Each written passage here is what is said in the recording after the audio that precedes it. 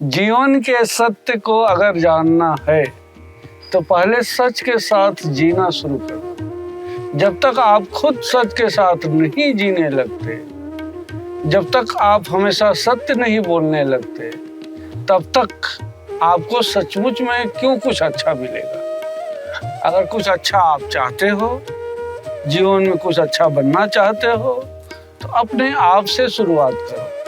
सबसे पहले तो अपने विचारों को शुद्धतम अवस्था में ले जाओ। अपने जितने शुद्ध आपके विचार होंगे, उतने ही आपके कर्म अच्छे बनते जाएंगे, और जितने आपके कर्म अच्छे बनेंगे, उसी हिसाब से आपको आपके जीवन में परिणाम मिलेंगे। खुद के ऊपर ही निर्भर करता है सब कुछ। अच्छा क्या है, बुरा क्या है, ये हर एक को मालूम पड़ता है, क्योंकि हर एक के पास हृदय है, हर एक के पास बुद्धि है। इसके बाद भी हम गलत करें और फिर परमात्मा को दोष दें कि मेरे साथ गलत हो गया, कि मेरे परिवार में गलत हो गया, तो ये तो कोई बात नहीं हुई ना।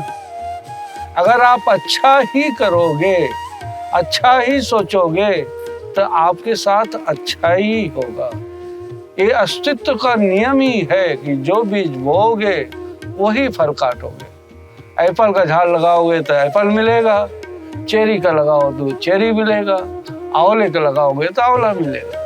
तो आपके ऊपर डिपेंड करता है आप अपने लिए, अपने परिवार के लिए कैसे विचार, कैसी संस्कृति, कैसे संस्कार रखते हैं।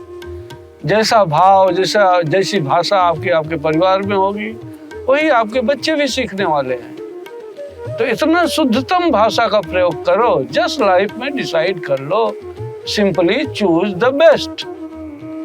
तो अच्छा ही बोलो, अच्छा ही सोचो, अच्छा ही करो, तब आप पाओगे आपका जीवन अच्छाइयों से भर जाएगा। ये हमारे ऊपर ही तो निर्भर करता है कि हम परमात्मा को सच्चे दिल से याद कर रहे हैं, या कि जब हमारी जरूरत पड़ती है, जब हमारा कोई काम पड़ता है, जब हम कोई तकलीफ में रहते हैं, तब परमात्मा को याद करते हैं। तकलीफ में परमात्मा को याद करना, ये तो कोई परमात्मा की पूजा या परमात्मा की खोज नहीं हुई ना।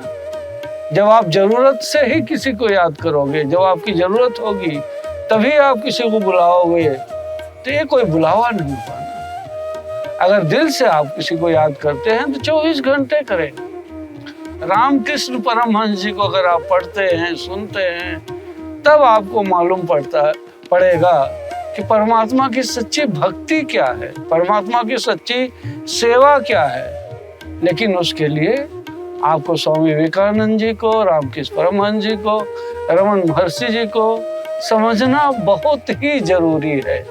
जब तक आप उनको नहीं समझोगे, तब तक जीवन की सच्चाई को समझ पाना, परमात्मा की सच्चाई को समझ पाना, ये बड़ा मुश्किल सा काम है। क्योंकि यहाँ झूठ फरेब से काम नहीं चल सकता। यहाँ तो सत्य का मार्ग ही आपको वहां तक ले जा सकता है। थोड़ा भी इधर उधर आप गए तो रास्ता भटक जाओगे, और भटक जाओगे तो अटक जाओगे। फिर आगे बढ़ना, फिर परमात्मा तक पहुंचना बहुत ही मुश्किल हो जाता है। इसलिए बहुत से लोगों को जन्मों जन्मों तक लग जाते हैं और वो नहीं पहुंच पाते। कई लोग बोलते हैं मैं इस आश्रम में गया, मैं उस गुरु के पास गया, मैं 20 साल से प्रैक्टिस कर रहा हूँ मेडिटेशन, मैं 15 साल से कर रहा हूँ, मैं 25 साल से कर रहा हूँ, और कुछ नहीं हुआ। कैसे हो जाएगा? जब तक आप अपनी 100% ऊर्जा परमात्मा की खोज में नहीं लगा देते, तब तक आपको परमात्मा क्यों मिलेगा, कैसे मिलेगा? बेईमानी से, चोरी से नहीं मिल सकता ना। खुद को तो समर्पित करना पड़ेगा। और खुद अहंकार से भरे रहोगे, ईर्ष्या से भरे रहोगे, अनेक वासनाओं से भरे रहोगे, जब तक वासनाओं से आपको मुक्ति नहीं मिलेगी, तब तक परमात्मा तो छोड़ो, समाधि भी नहीं घटित हो सकती। अपने आप को कितना स्वच्छ कर लो, कितना निर्मल कर लो। वासनाओं से मुक्ति भी तभी मिल सकती है जबकि आपकी इतनी गहरी समझ। पहले मन से मुक्ति मिलेगी, तभी वासनाओं से मुक्ति मिल सकती है। लेकिन वासनाओं को समझना होगा, उनसे लड़ना नहीं होगा। उनसे लड़कर आप नहीं जीत सकते। प्रेम से ही, समझ से ही वासनाओं के पार जा सकते हैं हम।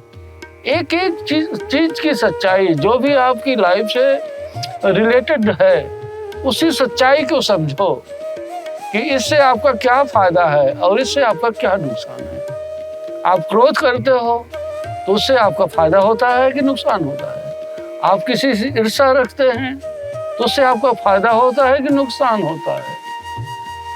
आप नाना प्रकार की चीजें जीवन में करते हैं, तो अगर थोड़े भी बुद्धिमान हैं, इतना तो समझ ही लो ना, किससे हमारा फायदा है, किससे हमारा नुकसान है।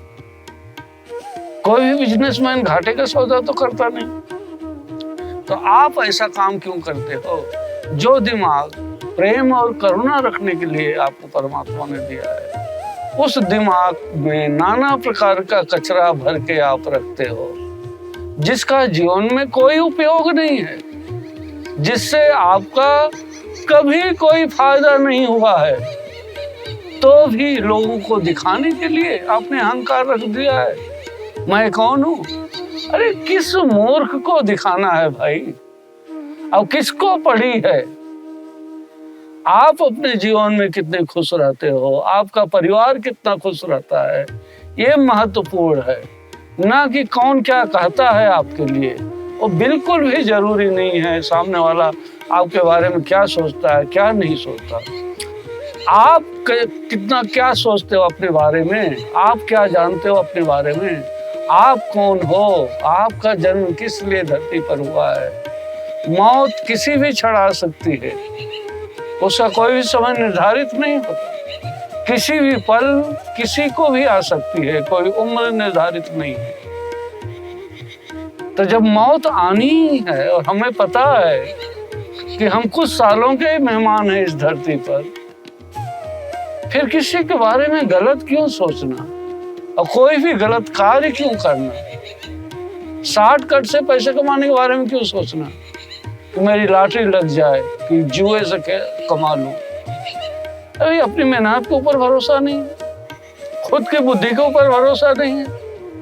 खुद की बुद्धि से और पूरे परिश्रम से स्टेप बाय स्टेप अगर आप बढ़ते रहते हैं आगे, तो आप अपनी मंजिल तक न पहुंचे, ऐसा अस्तित्व का नियम ही नहीं है। लेकिन सतर्क तो रहना पड़ेगा ना, होश में तो जीना पड़ेगा ना। इसीलिए इतनी ढेर सारी ध्यान की विधियां दी गई हैं। आप ध्यान करो, नाचो, गाओ, हंसो, प्रेम करो, तभी जीवन में आप खुश रहोगे और तभी नाचते गाते आप अपनी मंजिल तक पहुंच सकते हो। लेकिन करना तो आपको ही पड़ेगा, दूसरा कोई आपके लिए नहीं कर सकता है। ये आपका जीवन जो है वो आपकी जिम्मेदारी है, किसी और की जिम्मेदारी नहीं है। और आपके जीवन को, आपके दिल को, आपके परिवार को जो कुछ चाहिए वो आपको ही कमा कर देना है, कोई और नहीं दे सकता।